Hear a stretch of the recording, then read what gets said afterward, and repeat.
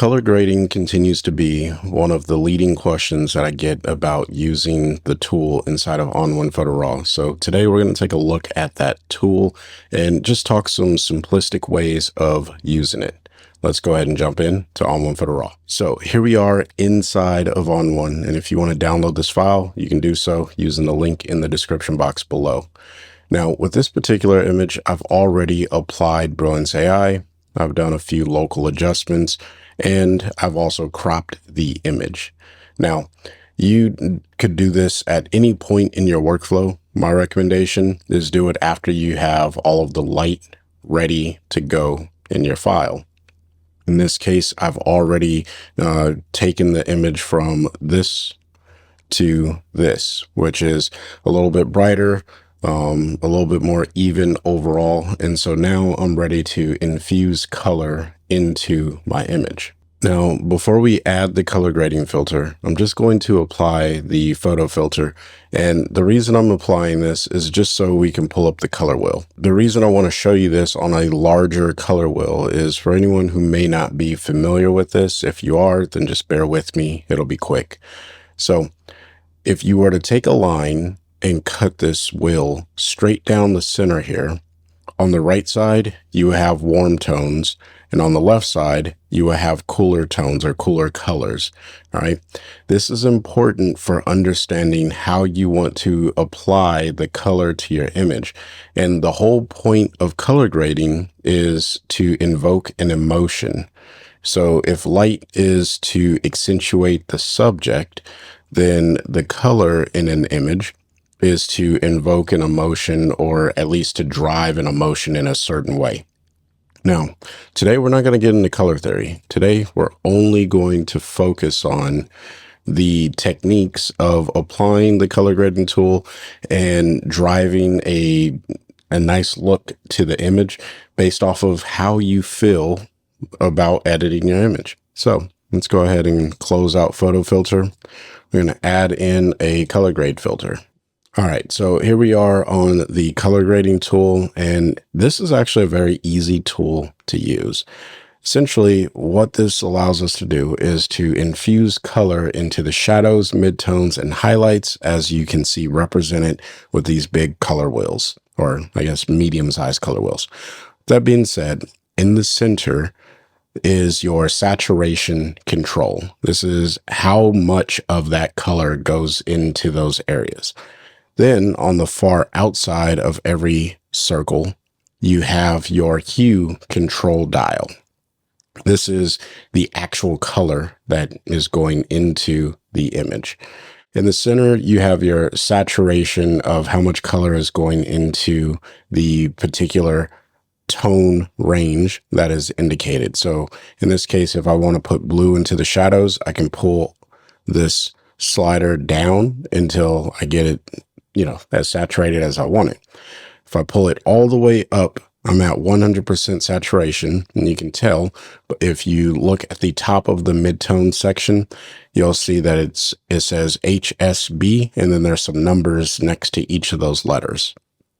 That's just the, think of it like a geolocator or a GPS coordinate to a particular color. We're not going to go into that, but if you do have a very specific color and you're familiar with using the HSB to get to that color, well, there you go. You can use that to reference it, but if not, don't worry about it because it's not necessary. With that being said, as soon as you come outside of the wheel here, there's another node, and this is your hue selector. So as I move this around the circle, you'll notice that it changes colors as I go around the color or go around the wheel. With that being said, I don't really pay too much attention to the color of that little node. I actually look at my image because that's what matters more. So again, if I wanted to put blue into the shadows, maybe somewhere around here, then I can stop there. And then the last slider that we have available to us is the brightness slider. And this works just like you would probably expect. If you pull it to the right, it's going to make things brighter. And if you pull it to the left, it's going to make things darker. Now, remember, this is only adjusting the things that are in the tonal range that it's indicated. So for the shadows, I put blue into the shadows. So if I want to lift my shadows a little bit with this color infused, well, I can brighten up my shadows or brighten up the color, I should say, that's going into the shadowed area, giving the effect that I'm brightening my shadows. But I don't necessarily do that. I typically go with a darker color. That's just my personal preference. All right. Now, here's a quick trick and very helpful. Let's say that you really enjoy this color, but you don't want it to be as saturated. If I go ahead and start moving this little saturation marker, you'll notice that I also start to move the color, and that's not good. I don't want that to happen. So to keep my hue where it is, or the color where it is, if I hold down the shift key and then click and drag my saturation slider here, it will go in a straight line all the way back to desaturated and then all the way to full saturation. So, and I can stop anywhere in between, right? But it allows me to keep the color and only edit the saturation. So if I click and drop maybe right here, and I'll call that good. All right. So now I've infused color into my shadows.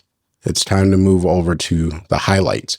Now with the highlights, a very simple color theory is to go opposite of the color that you put into the shadows. And this is called a complementary color in rough terminology and concept. All right. So what I'm going to do is, I know that I went about this direction with the shadows. So I need to go in this direction with my highlights, give or take.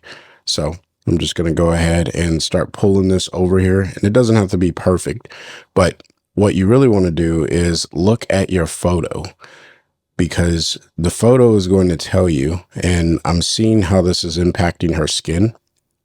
And so I think I want to go somewhere around here. Looks about appropriate. All right.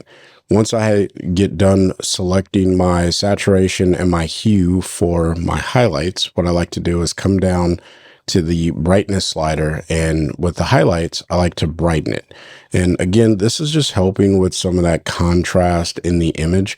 But in this particular image, what it really helps with is contouring the skin.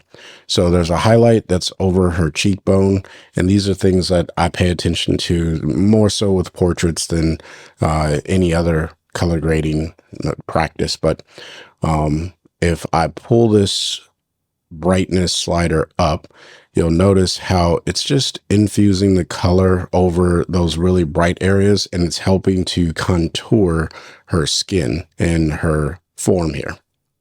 All right.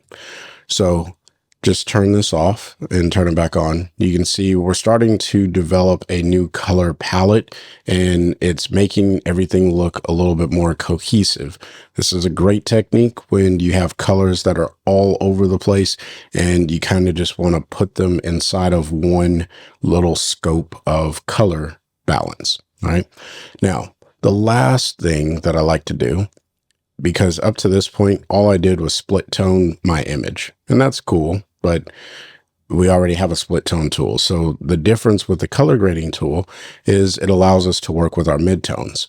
Now, I use my midtone slider or midtone option here as more of a fill color to my image.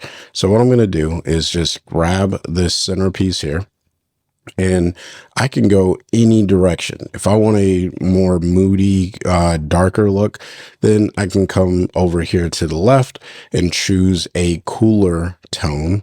And then what I do after that is I just increase the brightness of that color. And look at how that's just filling in the midtones with a cooler color. Now, it doesn't look the greatest, at least for this particular image. But what I'd never do, or very rarely, is leave my opacity all the way to 100%. Instead, what I like to do is pull it all the way down, looking at the original colors, and then just fading this look in, and I would probably stop somewhere around here. So If I go before and after, you can see how it's just building a more cohesive color palette where it looks harmonized and well thought out and put together. So that's the initial way of me working with the color grading tool. Now I'm going to go ahead and pull this up to 100%. And the second way that I like to work with the color grading tool, especially after I've found my colors that I like, if I know that I have a lot of tonal variation in the image and I've already adjusted that through the develop module as well as local adjustments and perhaps even other effects, then what I like to do is change the blend mode of my color grading over to the color blend mode. Now, to do that, because I was just clicking stuff, to do that, you'll come over to the color grading tab here. And then at the far right, you can click the 3-line menu.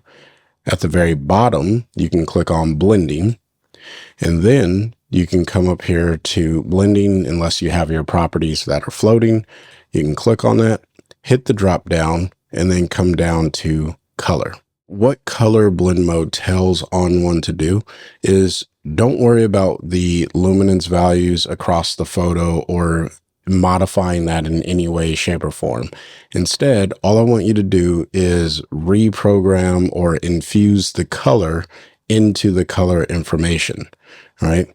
So if I pull this down and then start to fade it in, you'll notice that I'm starting to add color to the image, but I'm not adding more contrast or real depth to the image. And the reason for that is all I'm doing is working with color information and not the luminance information. Whereas normal, it does start to impact the luminance information.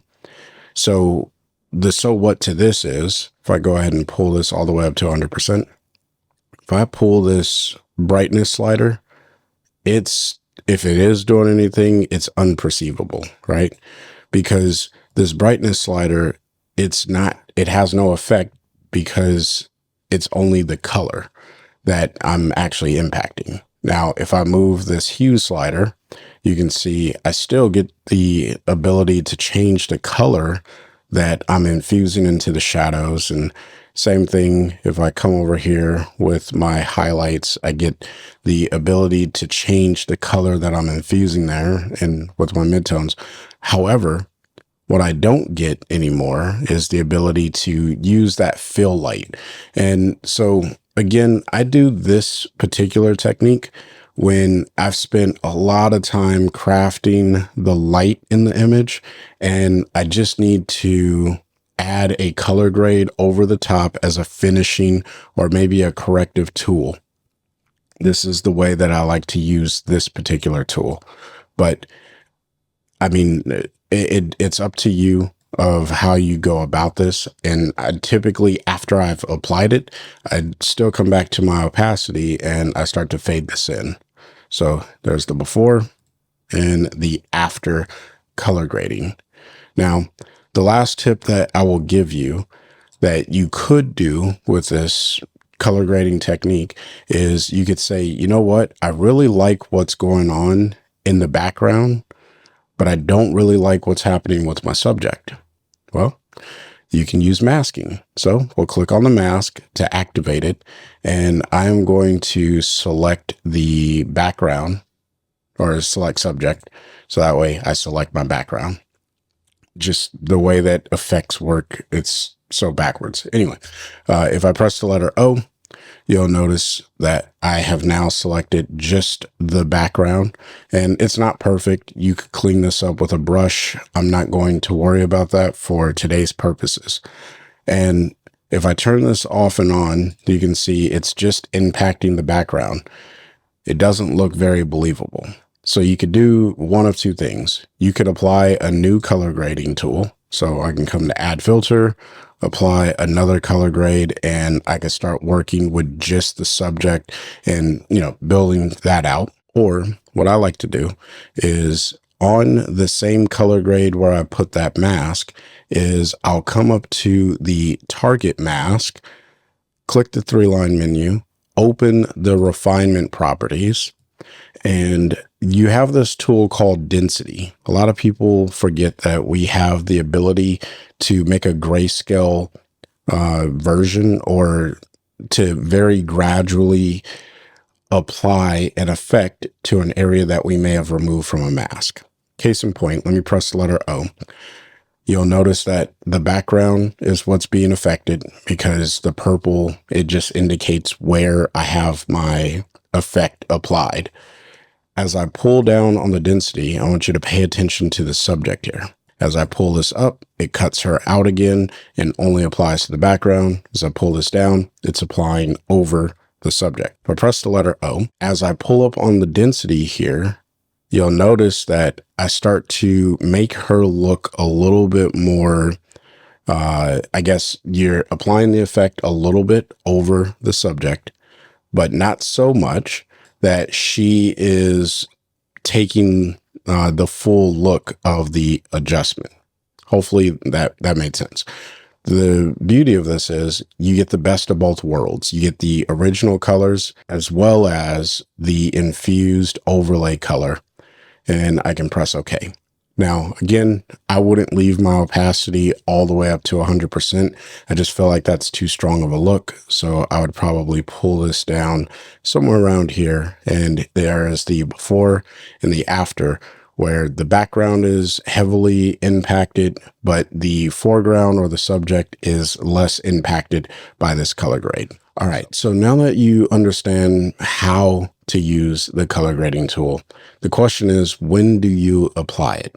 My recommendation is to wait until you're towards the end of your workflow, and then you apply this as like a finishing touch to bring your entire edit together.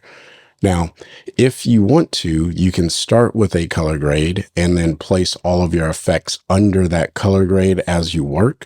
So that way you can see the final result as you're building into it, if that's the way that you would like to work. But my recommendation is to wait until you're done with all of your light adjustments, your color corrections, and any other special effects that you may want to apply, and then use the color grade as the final stylistic, cohesive device to bring all your colors together. Now, if you found value in the content, smash the like button. If you want to learn more about ON1 Photo RAW, consider subscribing or signing up for a training call with me. A link for that can be found in the description box below. If you want to pick up ON1 Photo RAW, consider using the coupon code FREEWILL10. Between now and November 30th, it'll save you some money on any of the prices that you see on the ON1 website. Now, this is an affiliate link, or a coupon, I should say. It just means that I make a small commission from everyone who uses it, but it's at no extra cost to you. It's a win-win for the both of us. That being said, until next time, I want you to stay inspired and keep creating. Peace.